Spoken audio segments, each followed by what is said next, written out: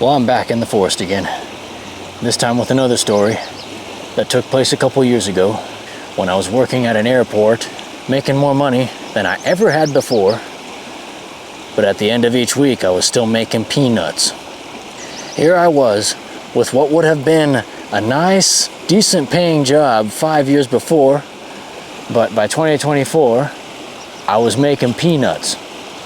I was making well above the minimum wage, especially well above the federal minimum wage, but I was still making peanuts. I was debt-free, and I'm still debt-free today. And I always make sure to stay out of debt and to be frugal and to not spend so much money on stupid stuff. I'm debt-free today, and I was debt-free in 2024, but I was still making peanuts. I was making $26 an hour, and I was still making peanuts. And when I first got the job, I remember being so stoked and so excited. You know, I was living in this pre-2020 fantasy world where that kind of money actually meant something. I was telling my family, I'm making $26 an hour now. That's a whole lot of money now, isn't it?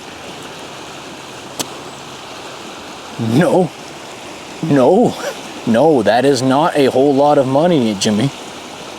Not anymore. You're still dirt poor. And as the year went on, it slowly started to dawn on me, okay, I'm making $26 an hour, but now the average home price in my area is over $800,000.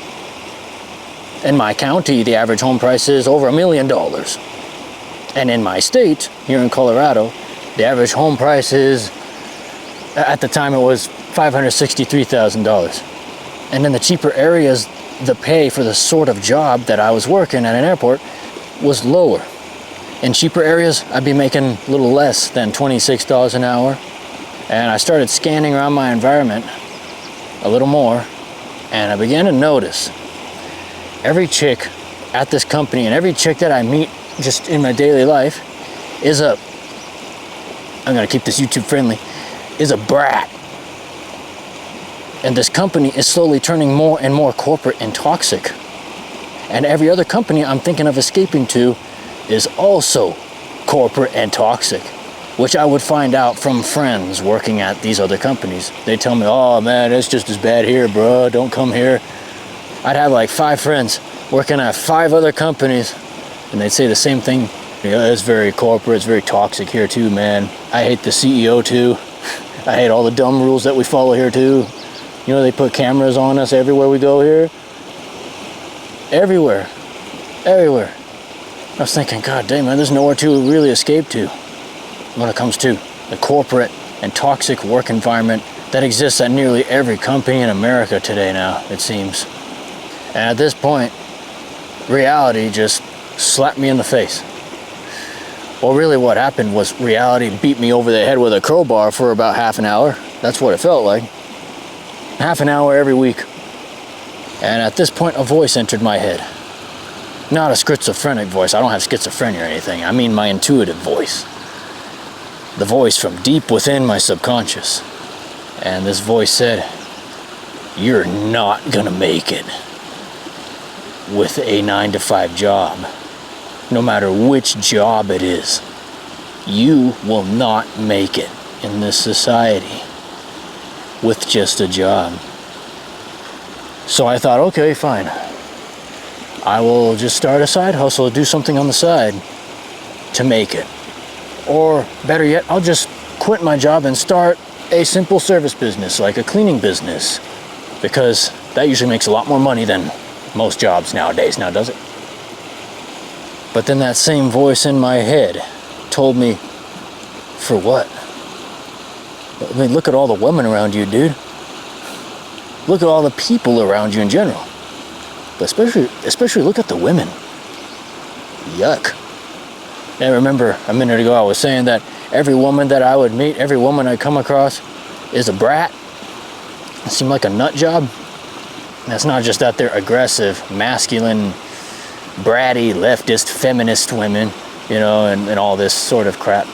But it's also that America has become so expensive that so many of these women have resorted to posting pictures of their butthole online on certain apps to make ends meet, while only desiring the top 1% of guys because social media told them so, and life is just too damn expensive in America now, for most of us. Social media's rotted their brains, and these apps they're using are just rotting their soul. And I mean, social media's rotting everybody's brain, really, but especially the women. So even if a young guy like myself starts a business to get ahead in life, what am I truly getting ahead for? Because most women in this society ain't worth it. And I know women aren't the only thing us guys work hard for, you know, but with all these things in mind, all these things I've been talking about in this video so far, all these things that I realized in 2024, all these things that started dawning on me in 2024, it was at this point when I realized that us young people have no future, especially here in America. Us millennials and Gen Z have no future in this country. We have no future in similar countries. Like if you're in Canada or the UK, same situation. We have no future, really, because the job market is toast, the housing market is toast, dating and marriage is toast. Almost everything is toast. And eventually, after many months of realizing this, I just said, no, I ain't playing this game. If you're destined to lose, what's the point in playing? If the game is rigged against you, don't play the game. Don't play the game that's rigged against you. The game that our parents played, that our grandparents played, the game that many of our previous generations played. Work hard and get ahead, and you'll buy yourself a nice house and find yourself a nice lady and start a family. The game is totally flipped upside down, distorted, perverted. It's unreachable for most of us young people today, millennials and Gen Z. And around this time, I started to check out. By the end of 2024, I quiet quit the airport, and I started to quiet quit life, really. And I decided to keep to myself for a long time and just stay in solitude, which I've always lived a solitary life for most of my adult life, but I became extra solitary after realizing these things. And it's also the reason why I became a drifter. I started exploring to get away from this madness that modern society had turned into, how overly expensive and how overly decadent it had become. I started trying to escape the madness by traveling to other states. At first I thought, well, I'll just leave liberal Colorado behind and go to one of the conservative states, one of the red states. Yeah, life is probably much better there. And I did that. I traveled and also moved. I had a short stint in Oklahoma, and I was sweating my brains out, and I realized it's a right-to-work state, and the economy's way weaker, and there's a ton of boomers down there. So I left Oklahoma, and I realized that after visiting so many different states, whether it was Arkansas, Tennessee, North Carolina, Western North Carolina, that's the red part of North Carolina, far western North Carolina, close to East Tennessee, close to the Smokies.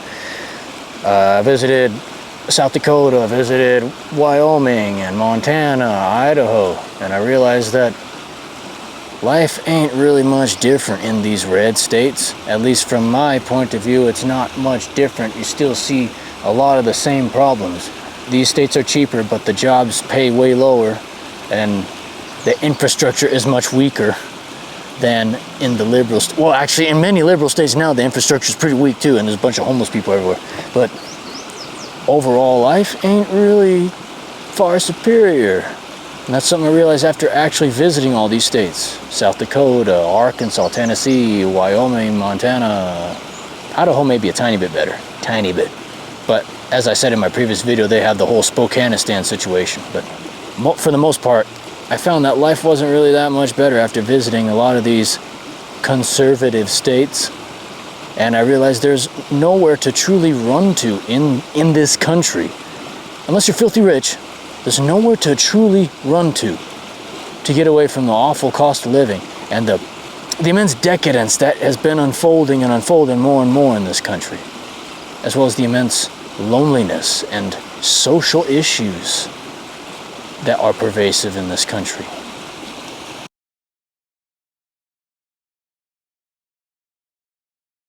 I mean, America is falling apart. The whole country is falling, just like ancient Rome.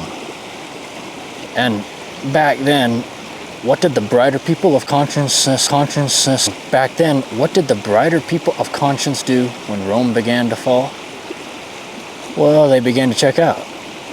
They withdrew from Roman society. They stopped participating. Many fled to the east, to the Byzantine Empire, which was becoming stronger and stronger as the West was falling. And the West is falling again today. But this time it's not just Southern Europe. It's Western Europe and, of course, where I am right now, here in North America, USA and Canada. Back then, certain Romans fled as Rome began to become more decadent and began to fall more to degeneracy, as well as invasions from other peoples across the seas and across the mountains and so forth. This story that's happening right now as we speak in America has happened time and time again. The empire begins to fall, so some choose to withdraw to foreign lands because they know that staying in a society that's falling will only harm them with distress, depression, sometimes danger. And then one day they just die of a heart attack if they choose to stay. They die of a heart attack just randomly and out of nowhere. Or the crime in their homeland takes them in some way. And that's been happening a lot to us fair-skinned people here in America. Withdrawing from this wretched system and this wretched modern world is the right move. Withdrawing is the right move. No matter how broke you are. I mean, I'm broke right now. Most of us young people are broke. I mean, most of us are broke. I'm broke right now. I don't have much money. But I don't feel nearly as frustrated as I was when I was making $26 an hour at the airport.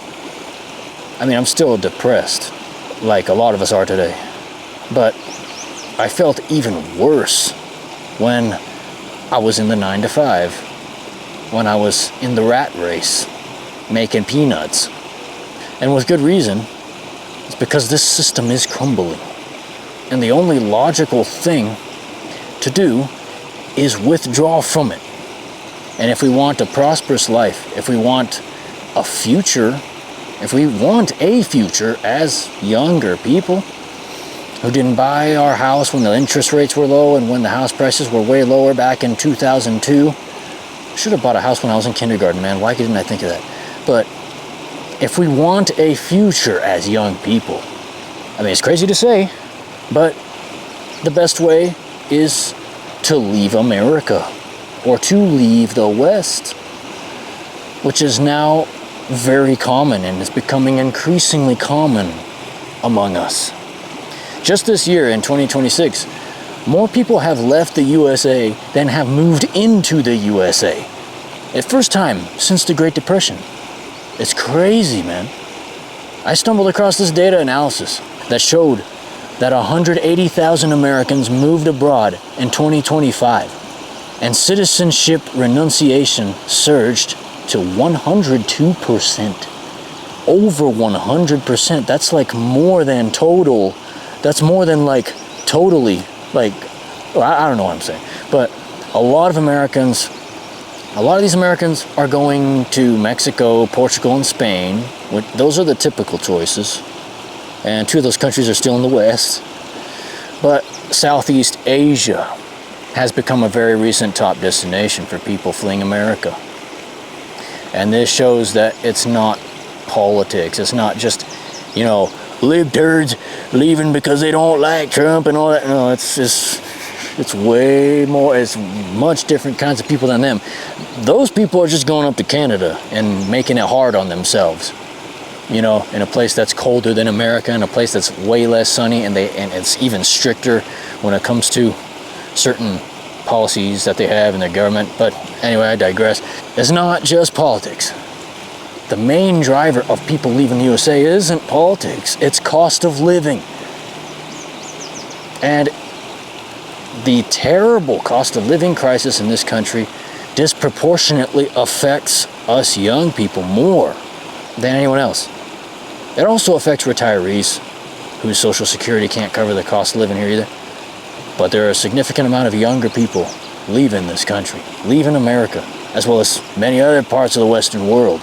And a lot of younger people and old people on the Social Security are going to Southeast Asia. Southeast Asia, it is proof that it is not politics, but it is just the terrible cost of living here in the West that's driving this outward migration. People are leaving the West. Apart from those moving to Portugal and Spain so they can eat all the tapas. You know, all those, I mean, the tapas are good, yeah. But there are, a lot of us see better options than Spain and Portugal. Because Spain and Portugal are still in the West.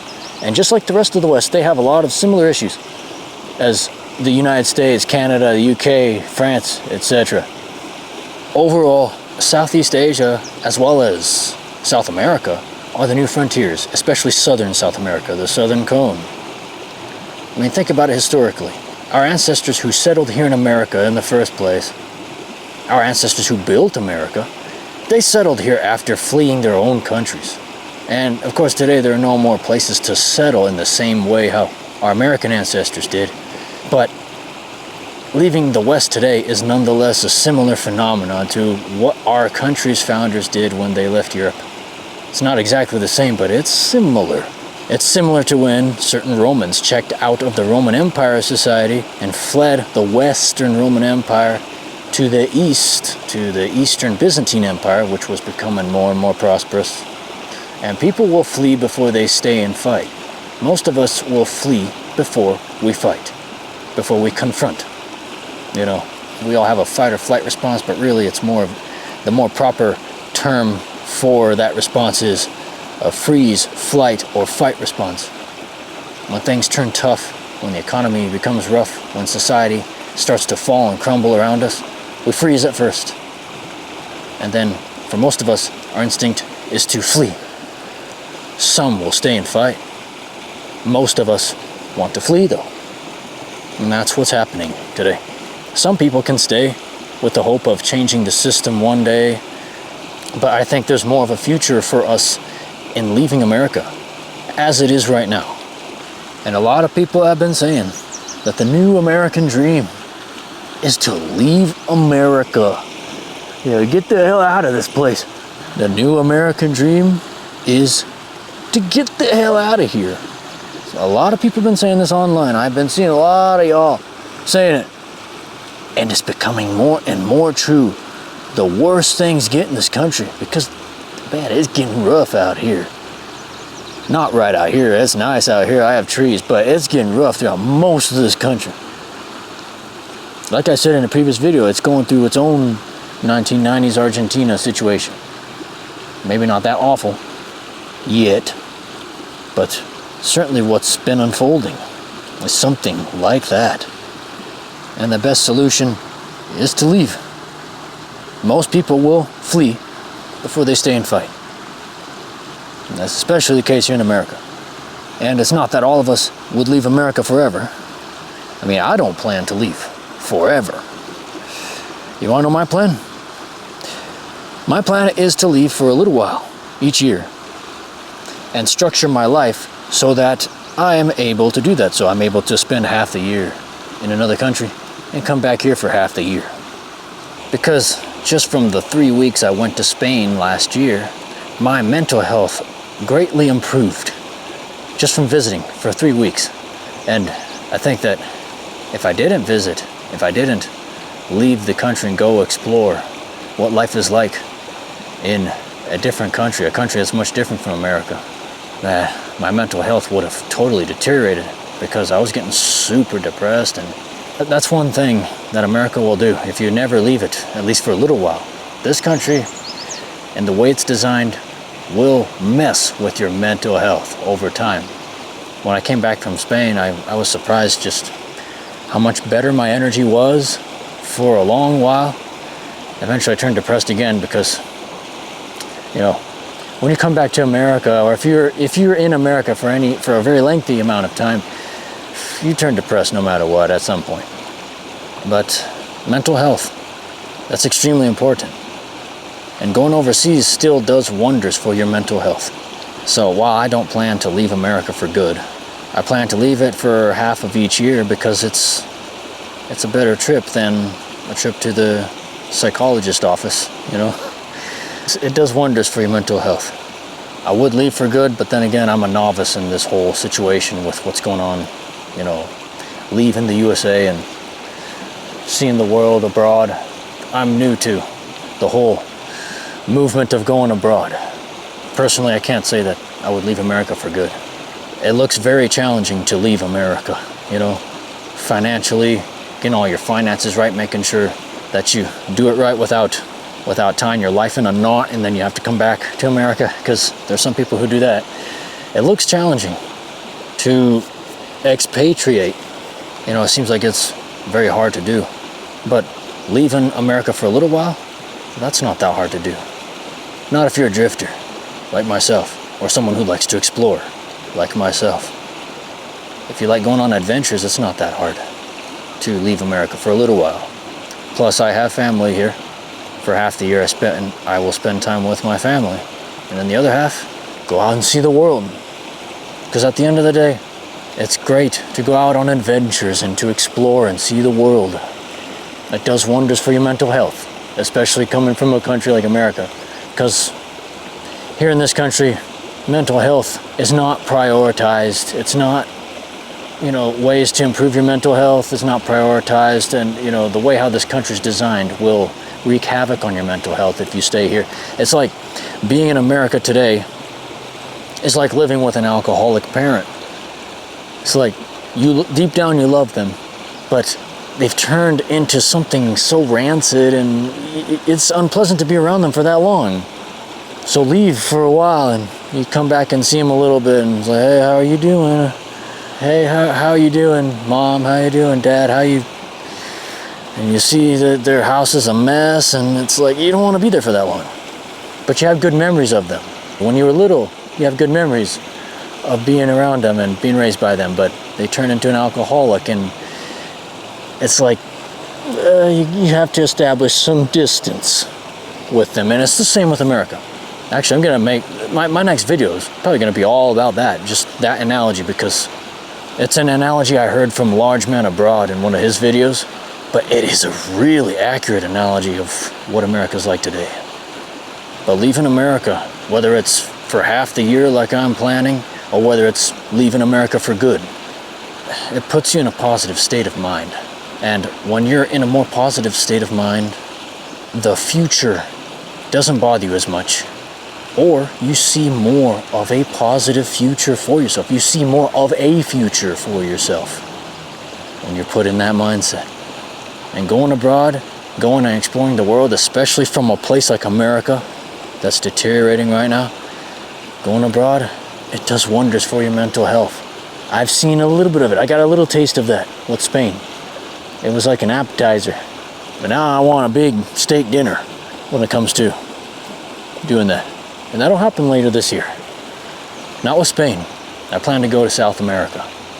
I see just what it does to my mental health, what it does to all y'all mental health, all of y'all who've gone abroad, and you see that life is so different outside of the USA. I only have a small taste of it, but I'll be experiencing that much more in the months to come. It's good for the mind. It expands your horizons. It opens doorways. It's not perfect outside of America, but it's different in a lot of the right ways if you're coming from America. And it just makes you think more positively about the future if you've been abroad. If you're an American who's been abroad, it makes you think more positively about the future, or the future doesn't bother you as much because you're just put in a much better mindset. Overseas, abroad, adventure. Adventure awaits. Future awaits.